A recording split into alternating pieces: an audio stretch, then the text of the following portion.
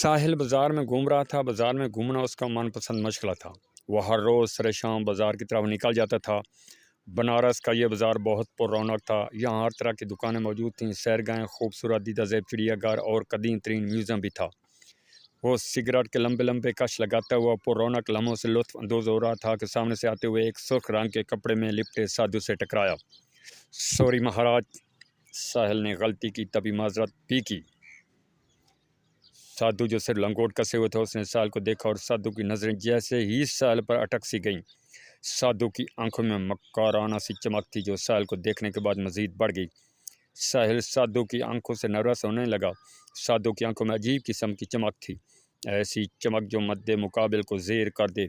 अनजानी सी कशिश साधु के होंठों पर कड़ी मुस्कुराहट तैरने लगी। वो दिल ही दिल में काली माता को संदेश देने लगा।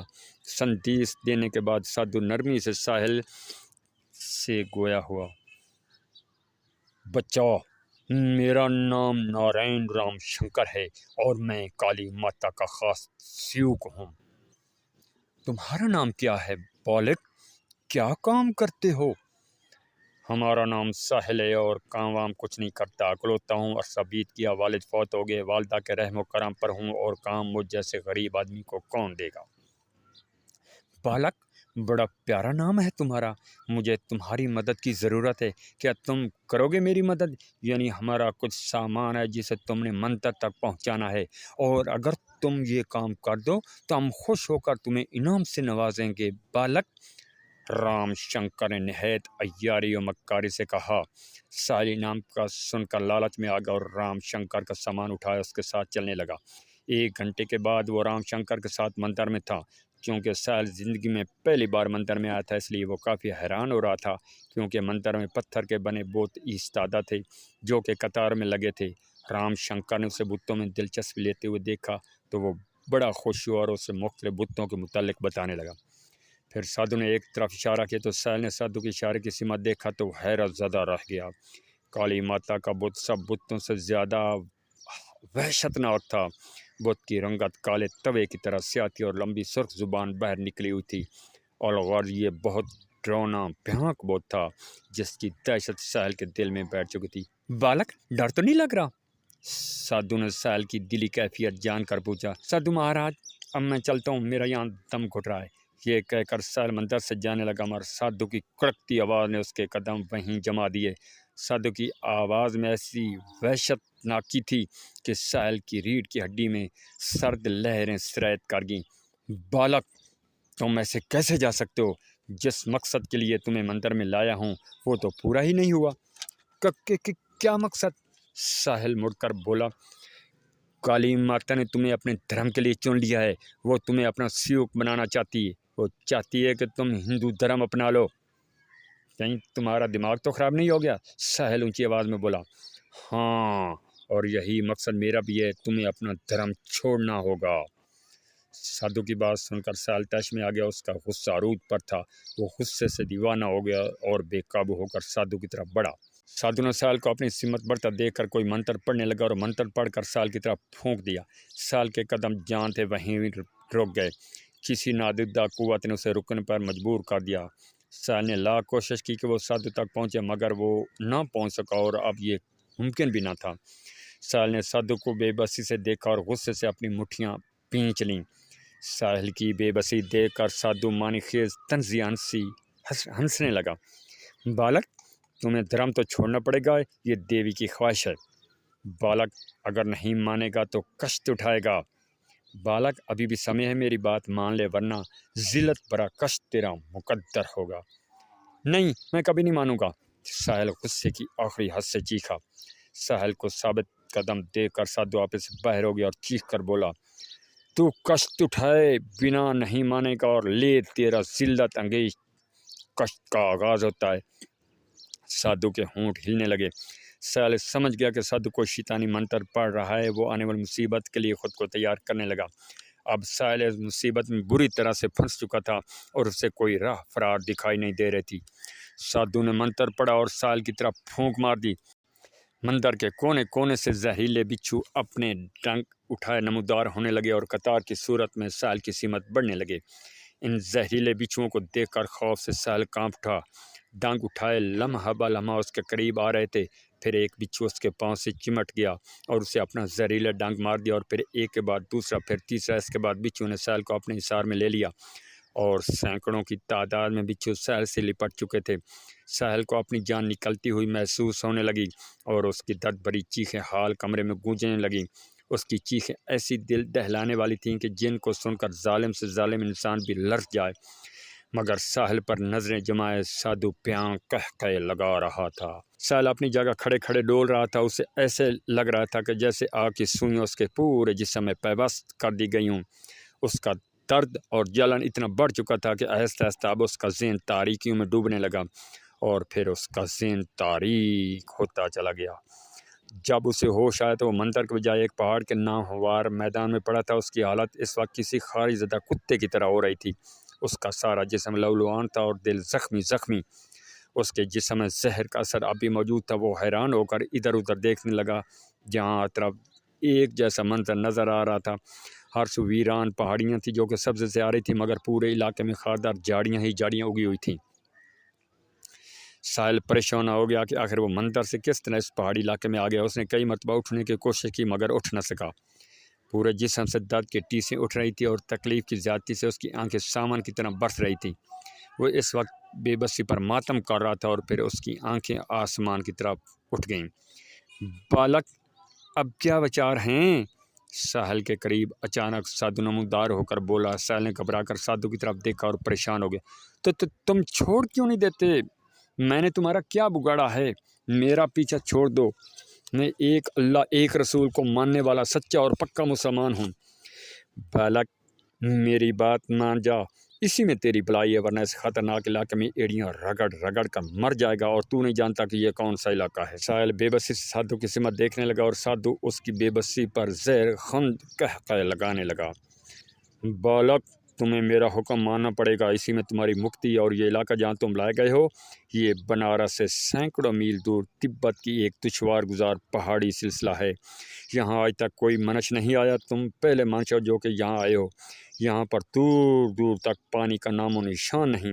अब ये तुम पर मुनहसर है कि तुम यहाँ से निकलना चाहते हो या एड़ियाँ रगड़ रगड़ कर मर जाना चाहते हो। अगर तुम यहाँ पर मरना चाहते हो तो भी सुन लो, तुम्हारी रूह यहाँ पर क़यामत तक भटकती रहेगी। इसलिए मेरी बात मान जाओ और तुम अपने धर्म को छोड़ दो। नहीं नहीं, कभी नहीं, कभी नहीं। मैं इस्लाम को नहीं छोड़ूंगा। मैं तो जैसे शैतान पर 1000 लानत भेजता हूँ। साहिल ने पूरी कुव्वत से साधु की तरफ मुंह करके थूक दिया। साहिल का जवाब सुनकर साधु आपस से बाहर हो गया। तो ले, मेरा एक और शराब देख। इसके नतीजे किस कदर अजियतनाक और भयानक हैं। साधु ने मंत्र पढ़कर साहिल की तरफ फूंका। हर सिम्मत से सांप ही सांप नजर आने लगे और तेजी से साहिल की सिम्मत बढ़ने लगे और फिर साहिल के जिस्म के गिर्द चिमटे सांप इतने ज़्यादा थे कि साहिल सांपों में कहीं गुम हो गया। और फिर उसकी दर्दनाक चीखें इतनी भयानक थीं कि कुर्बो जवार की फिजा दहल गई। साहिल को देखकर साधु खुश हो रहा था और बस्तूर जय काली माता का नारा लगा रहा था। साहिल ये भयानक दर्द ना सह सका। उसकी हिम्मत जवाब देगी। उसके दिल ने कहा, साहिल, तुम तो सिर्फ नाम के मुसलमान हो। इस जालिम की बात मान लो, इसी में तुम्हारी भलाई है। बसूरत दीगर तुम इस अजाब को सहते सहते मर जाओगे, और अगर मर गए तो तुम्हारी वालदा का क्या होगा? वो कैसे अकेली जी सकेगी? कौन उनका सहारा बनेगा? साहिल को माँ का ख्याल आते ही रोना आ गया। महाराज, मैं अपना धर्म छोड़ने के लिए तैयार हूँ। साहिल की बात सुनकर साधु खिल उठा। उसने मंत्र पढ़ा और साहिल पर फूंक मारी तो उसकी सारी तकलीफ़ें दूर हो गईं।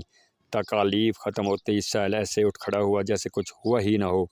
वो एक नई तवानाई महसूस करने लगा। साधु ने साहिल का हाथ थाम लिया और बोला, बालक, अपनी आंखें बंद कर लो। तो साहिल ने अपनी आंखें बंद कर ली। फिर साधु की आवाज़ पर आंखें खोली तो वो दोनों मंदिर में खड़े थे। साधु ने उसे एक शरबत पीने को दी और साहिल ने वो शरबत होंठों से लगा लिया।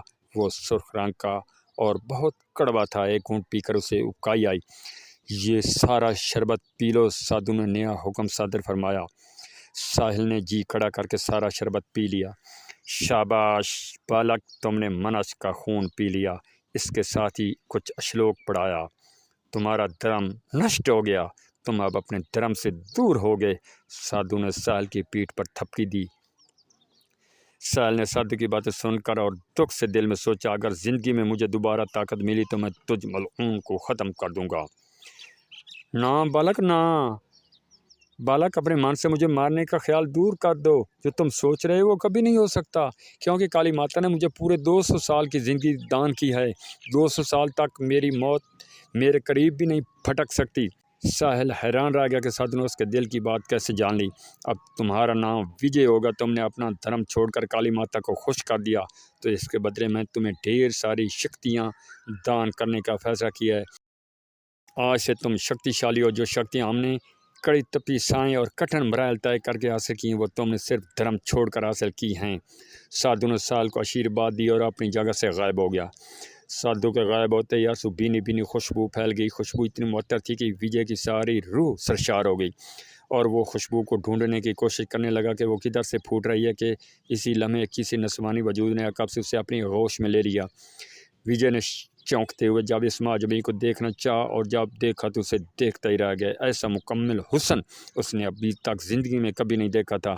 लंबी लंबी जुल्फ़ें, झील मानंद गजाली आँखें और गुलाबी होंठ और बैज़वी चेहरा। उसके दिल ने कहा, ये कोई आम सी लड़की नहीं हो सकती, बल्कि सूरज से उतरी हुई कोई अल्पसरा है। और ना जाने कब तक इस मुजस्समा हुस्न की दिलकशी में खोया रहा। वो तो उस वक्त चौंका जब इस अल्पसरा की जल तरंग आवाज़ उसके कानों में रस घोलने लगी। विजय मेरी जान, मेरे सपनों के राजा, मैं तुमसे बेइंतहा प्रेम करती हूँ। तुम मेरे सपनों के राजकुमार हो। विजय ख्वाबीदा हालत में उसकी बातें सुनने में महव था। विजय प्यारे, जब से तुम्हें देखा है मेरा दिल तुम्हारा दीवाना हो गया है। विजय थोड़ा और उसके करीब हो गया, इतने करीब जैसे वो उस हुस्न की मलका की जिस्म का कोई हिस्सा हो। जानते हो मैं कौन हूँ? मैं प्यार की देवी सुंदरती हूँ। मैंने खुद काली माता से तुम्हें मांगा है अपने लिए। आओ विजय, मेरे और करीब आओ। विजय ने सुंदरती को बाहों में भर लिया। आज शाम मेरा तुमसे विवाह होगा, वो बोली। विजय इतनी हसीन और पसरा से शादी का लफ्ज़ सुनकर खुद को दुनिया का खुशकिस्मत तरीन इंसान समझने लगा। विजय आओ, पहले माता देवी का आशीर्वाद हासिल कर लें। मगर नहीं, पहले तुम स्नान कर लो, फिर हम माता के पास जाते हैं। सुंदरती विजय को एक कुएं के पास ले आई। तुम पहले स्नान कर लो, फिर तुम काली माता के चरणों में हाजिर हो जाओ। देवी हमेशा पुत्र मनुष्यों को पसंद करती है। सुंदरती की बात सुनकर विजय कुएं की तरफ बढ़ गया। कुएं का पानी इंतहाई फरत बख्श था। विजय ने खूब जी भरकर स्नान किया। फिर सुंदरती ने विजय के हाथ में एक प्याला थमा दिया। प्याला सुर्ख रंग के मशरूब से भरा था। विजय ने वो बेमज़ा कड़वा कसीला मशरूब बगैर किसी हुज्जत के घुटाघट पिया। आओ मेरी जान विजय, चलें, देवी माता का तुम्हें दर्शन करा दें। सुंदरती की तकलीद विजय चलने लगा। मुख्तलिफ राहदारियों से होते हुए वो काली माता के मंदिर में पहुंच गए। इस हाल नुमा कमरे में अंधेरा छाया हुआ था, मगर इन दोनों के दाखिल होते ही वो हाल कमरा रोशन हो गया। विजय ने वो गायबाना रोशनी देखनी चाहिए, मगर वो ना देख सका कि वो रोशनी कहाँ से नज़र आ रही थी, और ना ही इस अंधेरे में कोई बल्ब रोशन था और ना कोई दिया था। विजय हैरान रह गया। हैरान मातो मेरे मंदिर के देवता, ये माता का संसार है। माता के लिए चमकदार कुछ भी नहीं। माता की शक्तियाँ अपरंपार हैं।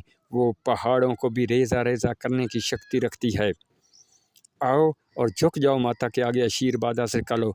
तुम किस्मत के धनी हो, जो माता ने तुम्हें अपने लिए सियोग चुन लिया। सुंदरती काली माता के आगे सजदा रेज हो गई और विजय भी देवी को सजदा करने लगा। अब वजह मुकम्मल तौर पर अंतरम हो चुका है। इसके दिल में अपने धर्म की जो आखिरी किरण थी वो बुझ चुकी है। आज साहिल मर चुका और नए विजय ने पक्का जन्म ले लिया है। काली माता ने खुश होकर उसे दर्शन करवा दिए। अब विजय इतना खुश था कि वो दुनिया के साथ साथ आखिरत का खौफ भी भूल बैठा और ना ही उसे अपनी वालदा का कोई ख्याल आया। सुंदरती कोई आम देवी ना थी, वो आग और प्यार की देवी थी। आग पर उसकी हुक्मरानी थी। इसी शाम वो विजय की आगोश में थी। सुंदरती और काली माता ने उसे शैतानी कुव्वतों का अंबार अता कर दिया था। अब विजय ने अपनी शक्ति से निजात फ़ायदा उठाना शुरू कर दिया। अब उसका मसला शबाब होकर रह गया था। छोटी छोटी गलती पर दूसरों को भयानक मौत की सज़ा देना उसका मामूल बन गया। हर रोज़ नई कनियाँ उसके बिस्तर की जीनत बन रही थी। उस पर एक जुनून सवार था। वह मखरूर राक्षस था। इसी गरूर में आकर उसने साधु महाराज को भी कष्ट कर दिया था और भयानक मौत मार कर सुकून का सांस लिया। सुंदरती ने उसे रोका भी। साधु की मौत का उसे बड़ा अफसोस था, मगर विजय न रोक सका तो सुंदरती ने उसे उसके हाल पर छोड़ दिया, क्योंकि वो तो मन ही मन में बड़ी खुश थी, क्योंकि शैतानियत को ज़्यादा फ़रोग मिल रहा था। एक दिन विजय बाजार में घूम फिर रहा था कि उसने एक 14 साल कन्या को देखा और उसका देखना गजब हो गया। उसके अंदर का भेड़िया जाग उठा। विजय ने मंत्र पढ़ा और किनिया पर फूंक दिया तो वो किनिया को लेकर गायब हो गया। विजय अपने महल में नमूदार हो गया। उसके साथ बेड पर वो किनिया भी लेटी हुई थी। वो बेहोश थी या मंत्र की वजह से नींद में थी। विजय ने जब उसे नींद में मैप देखा तो वो दीवाना हो गया। सोते में वो दुशीज़ा और भी मासूम और क़यामत खेज़ लग रही थी। विजय किसी भूखे भेड़िए की तरह इस मासूम की तरफ बढ़ा और उससे पहले कि वो उस मासूम की इज्जत लूटता, एक जन्नाटेदार थप्पड़ विजय के गाल पर पड़ा। ठहर जा कुत्ते शैतान, गरजदार आवाज़ ने विजय को बदहवास कर दिया। विजय ने आवाज़ की सिमत देखा तो एक नूरानी चेहरा दिखा दिया। ज़िंदगी चाहता है तो यहाँ से दफ़ा हो जा, वरना ऐसी अजियतनाक सज़ा दूंगा कि सारी ज़िंदगी याद रखेगा, विजय ने गरूर से अकड़ कर कहा। और जब उसके नूरानी चेहरे ने जब विजय की बकवास सुनी तो वो और ज़्यादा गुस्से में आ गया। मलऊन शैतान, तू बाज नहीं आएगा, तू हद से ज़्यादा गुजर चुका है, तुझे सज़ा देना अशद ज़रूरी है। अल्लाह ने तुझे इतनी ढील दी, आज तेरी रस्सी खींचने का वक्त आ गया। आज से सिर्फ पछतावा ही पछतावा तेरा मुकद्दर होगा। यह सुनते ही विजय तैश में आ गया और बोला, तू मुझे क्या अज़ियत देगा, मैं तुझे आज और अभी अपनी ताकत दिखाता हूँ। विजय ने हर मंत्र पढ़ा मगर वो नाकाम हो गया। इस नूरानी चेहरे ने अपने सीधे हाथ की 2 उंगलियों का रुख विजय की तरफ कर दिया और इतना करना ही गजब हो गया। विजय के सारे जिस्म पर दर्द ज़दा आबले निकल आए। आबलों में दर्द की शिद्दत इंतहा को छू रही थी। उसने शिद्दत से तड़पते हुए काली माता और सुंदरती को आवाज़ें दी, मगर उसकी मदद को कोई ना आया। और जब उसे मायूसी हुई तो दर्द की शिद्दत से बेहोश हो गया। वो कन्या कोई आम कन्या नहीं, बल्कि बहुत पहुँचे हुए मुसलमान हस्ती जलालुद्दीन की साहबजादी निमरा बीबी थी, और उसकी मदद के लिए अल्लाह ने एक हस्ती को भेज दिया था। वो दुशीज़ा गायब हो गई, जहाँ से लाई गई थी वहीं पहुँचा दी गई।